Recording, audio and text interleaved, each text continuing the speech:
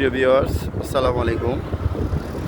এটা হচ্ছে যে কর্ণফুলী সেতু, চট্টগ্রামের খুবই পরিচিত একটা নাম।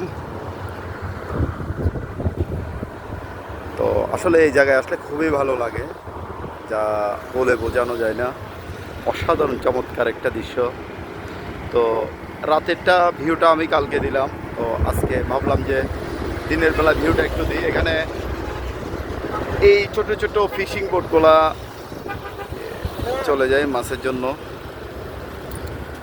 তো তো এই হচ্ছে যে সেতু। আসলে এটা নামে হচ্ছে যে কর্ণফুলী ব্রিজ। এটা অনেক পুরানো,